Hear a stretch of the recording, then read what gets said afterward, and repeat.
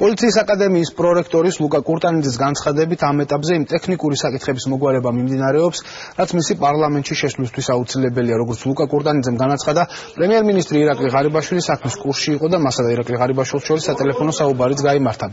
პარლამენტის გარდაცვლილი წევრის თამა ზაუდალიანის ადგილმონაცვლე კოალიცია ქართული ოცნების საარჩევნო სიაში ლუკა კურტანიძეა.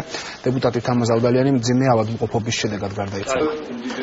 მე მის სივამაცეში, მის პრინციპულობაში, მის მოქალაქეობრივ პოზიციებში და სიმტკიცეში არ მიპარება, შეეხება საკანონმდებლო მუშაობის თვალსაზრისით, ამდენადაც ის აქტიური ადამიანია, ვფიქრობ, ის შეარჩევს იმ მიმართულებას და იმ პროფილს, რომელთაც საინტერესო გახდება პარლამენტში მისი უკვე როგორც საკანონმდებლო ორგანოს წევრის სახით მონაწილეობა. ჩვენ რომელიმე ფსას გაძლიერება ზედმეტად არ ჭირდება, ჩვენ საკმაოდ კარგ ფორმაში ვართ, უმრავლესობას თუ გულისხმობთ პარლამენტში და ჩვენ ნებისმიერი პიროვნების შემოსვლას მივესალმებით და იმ რესურსს რაც ექნება ამ ადამიანს გამოვიყენოთ მიზან მიმართულებით. და რომელ რესურსს?